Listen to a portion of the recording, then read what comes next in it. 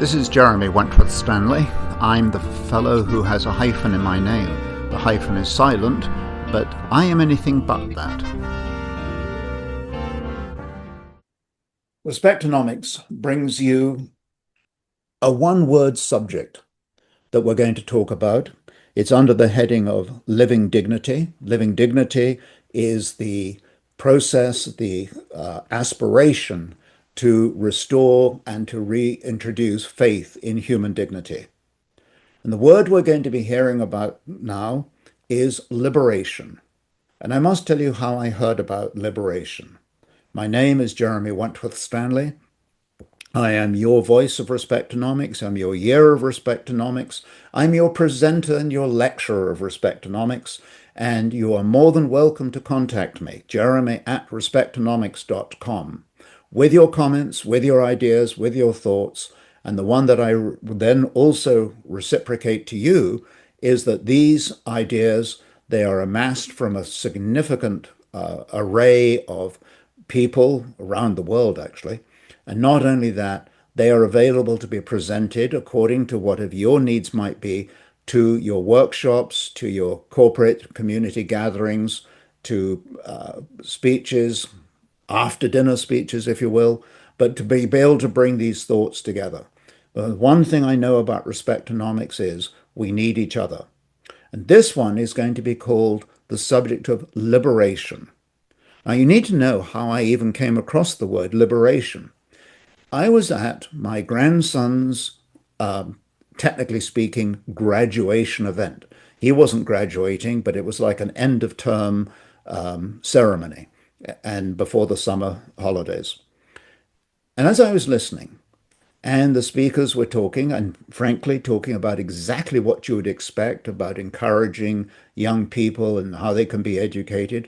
The one that really got my attention, I should just as a byline pass back to you, was the one when one of the teachers was giving out, or principal was giving out this award for the person who had done the most for the school, and not necessarily academically, but had just been that all-round wonderful individual. And there was a comment made that she goes around, or had been going around, this lady, had been going around picking up other people's garbage. What a wonderful thought, to go and pick up other people's garbage. That's a thread for all of us. Because usually speaking, we scream and say, you just dropped that. And we come out with all kinds of contempt and criticism of somebody who's thrown their garbage in the wrong place, and maybe justly so. But the higher justice, the higher calling, is when we go out and pick up that garbage of somebody else. It's very private and doesn't need any advertisement. That said, the talks went on, and different teachers, different people, different awards, and so on. And I heard this word, liberation. And therefore want to talk about what happens if we get liberated. You see, to be liberated, if you go into the world of Disney, for example, or the world of Hollywood, liberate has a wonderful, wonderful sort of message with it. It comes with celebration. They even match in words, don't they? Liberate, celebrate. You can make a poem out of them. But the point of the matter is, we think of liberation as something truly beautiful. We think of something or somebody or some animal that's been held hostage, has been put into some kind of incarceration, some kind of prison, some kind of place where they would rather not be. And along come the troops, and along come the cavalry, and these people are being rescued. They are being liberated. And there's great rejoicing in the land, and there's tremendous cheers, and there's ticker parades, and all this kind of thing. Liberating is a very, very wonderful expression. I suppose one could make the point how dreadful it is that we need liberation, that we don't have that natural freedom to live with and around all our lives. But the truth is that we are all contained in some way. And that containment is one where we beg and ask, how do we get liberated? And that's what we want to talk about from a Respectonomics perspective.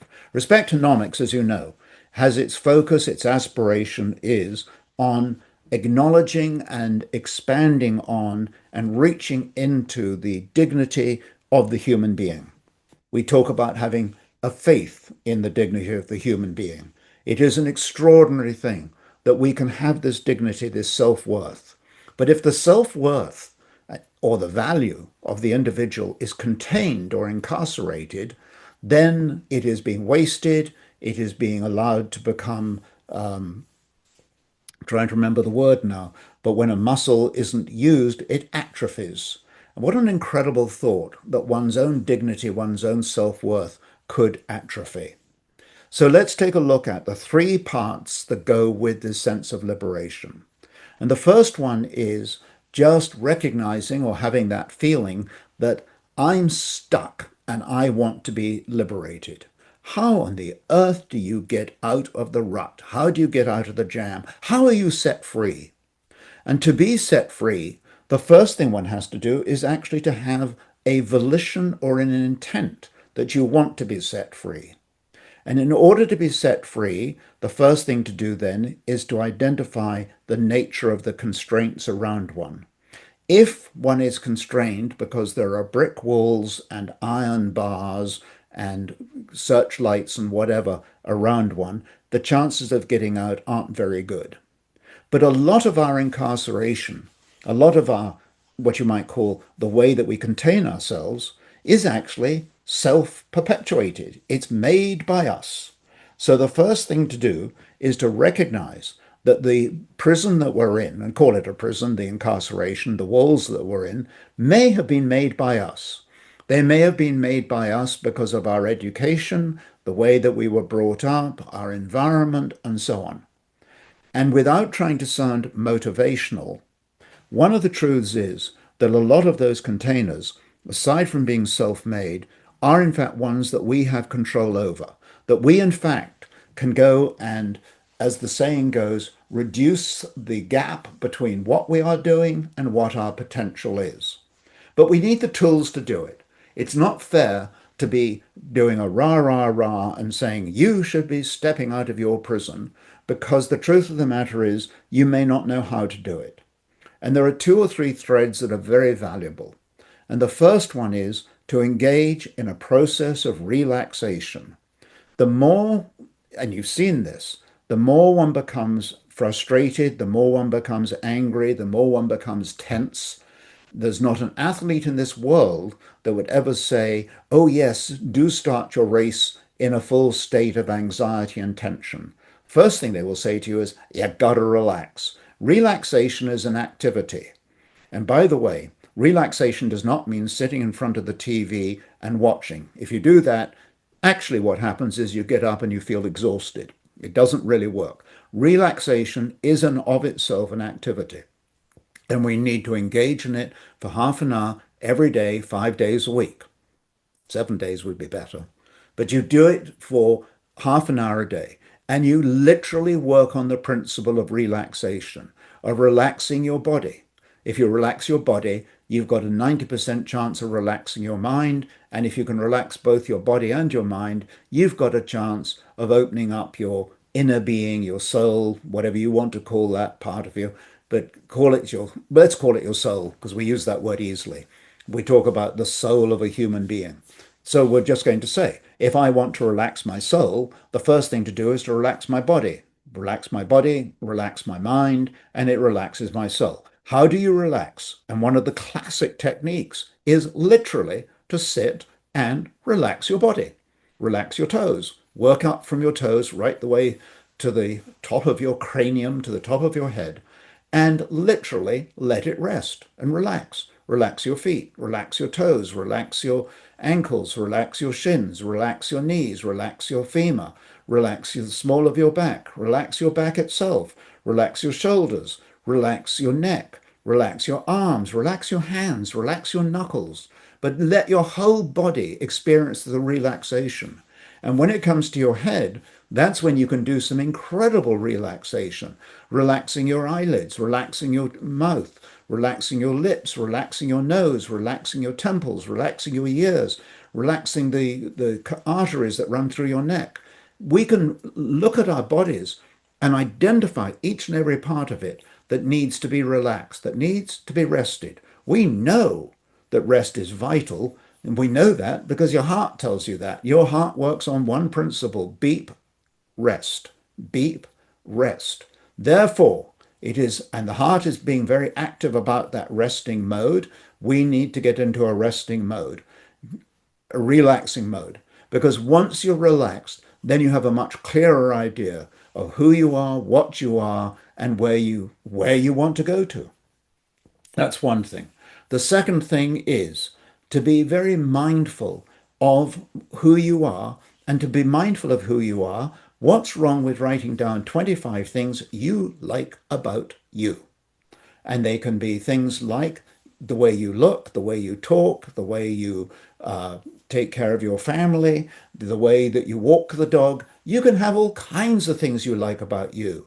But the world is so full of being able to give you slings and arrows and tell you what you're doing wrong that in fact we can counter that with saying, excuse me, I can tell you 25 things that I like about me.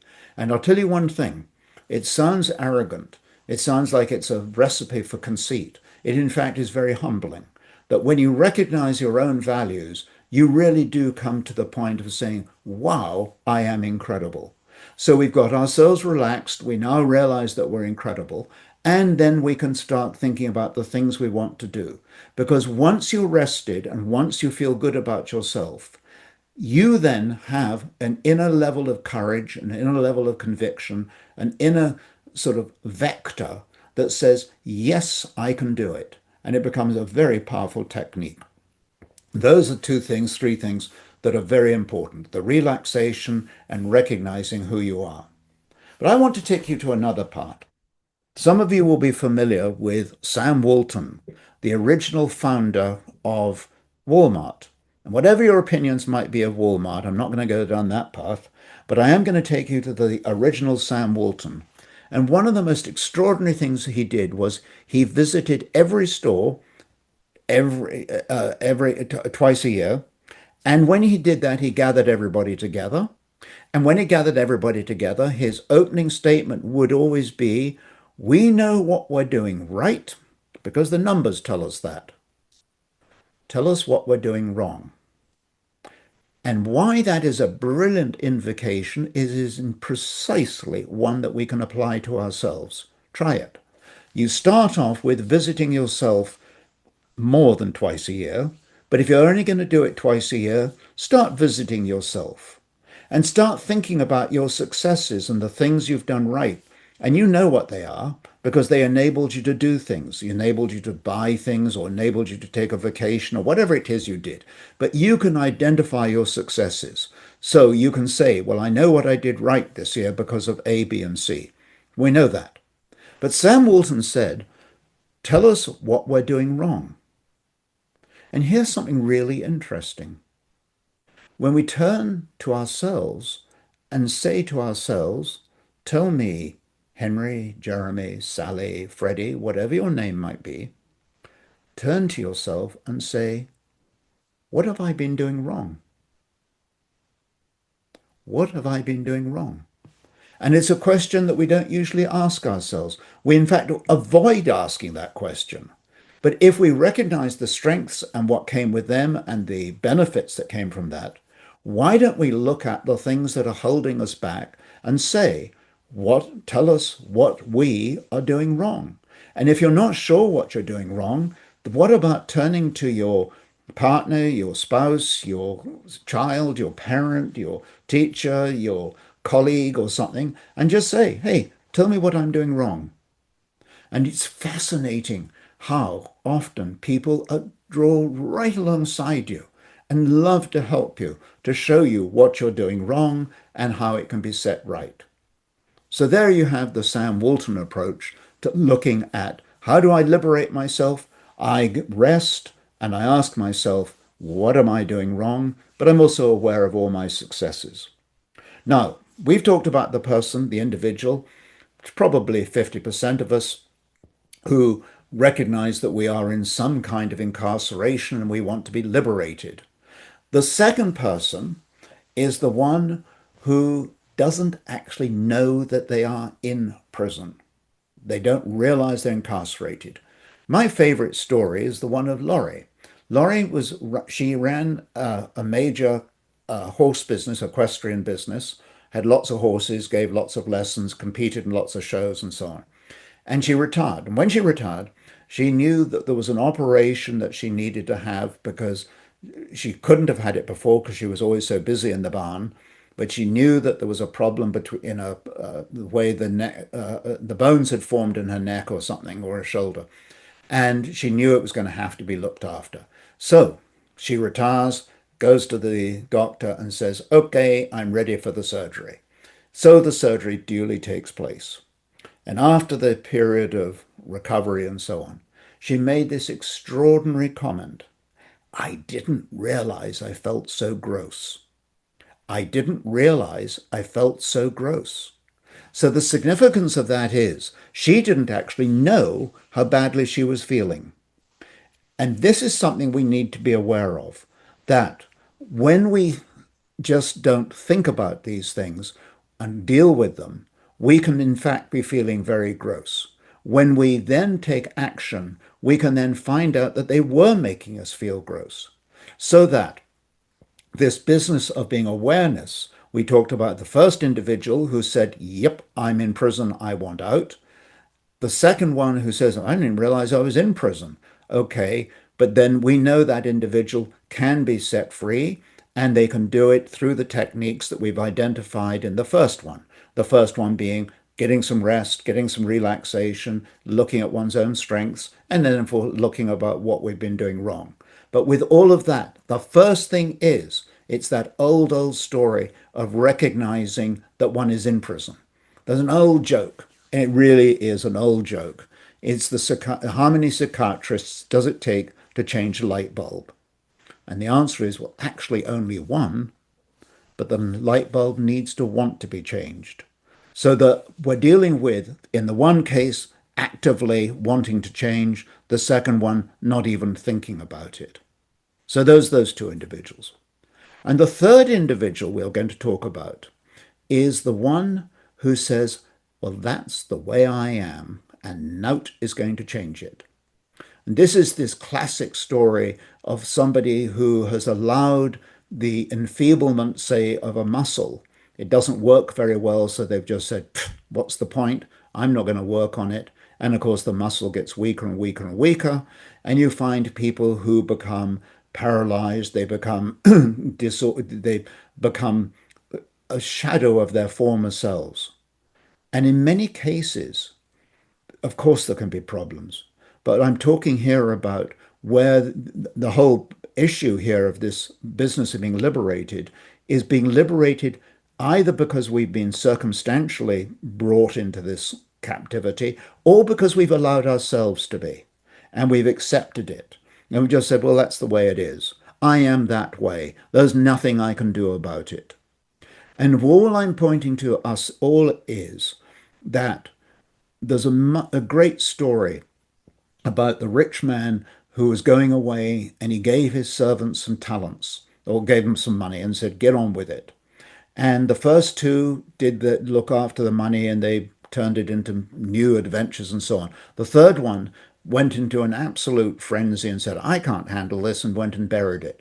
When the rich man came back and he said to the two of them, "What have you done?" And they said, "Well, we've achieved this, that, and the other," and that was great. In fact, he gave them more. But the third one, who said, "Well, I didn't really know what to do with it, so I just put it away and I haven't paid any attention to it." He was furious. He really was. And the reason he was furious was because that individual, by wasting that money or not using it properly, had actually denied benefits and enjoyment or prosperity and growth in other people. So when we say, "I can't do it, I'm not interested, it doesn't matter, I am who I am," we could well be destroying and compromising the pleasure and the growth that we could be giving to another individual. If we're serious about this concept of having faith in human dignity, we need to have the faith in ourselves, we need to have the faith in others, We need to understand that the more we build ourselves up, the way we've described, the way that we allow our talents to be used, the way that we take ourselves from being sort of dead in the woods to being productive and alive and thriving is the right word. When we allow that to do, we allow ourselves to bring precisely that new life and that new thriving, that new enjoyment into other people's lives. I think it's an adventure that's well worth working with. And the concept of being liberated is not one that you do out of a sense of because I must. You become liberated because you recognize the tremendous freedom, the pleasure, the celebration that goes with being liberated. We shall be liberated, we shall be set free. And it lies within each of us to take that issue, that responsibility, the enjoyment, the fun. Let's go with it. Let us all look at our sense of liberation and say, yep, I want to be set free. Because in that freedom, we will achieve things that we probably never even imagined. My name is Jeremy Wentworth-Stanley, and I rest my case. If you wish to have more information, more ideas, jeremy@respectonomics.com. Feel free to call on us for presentations and ideas and seminars, workshops, and the like. Thank you so much for listening.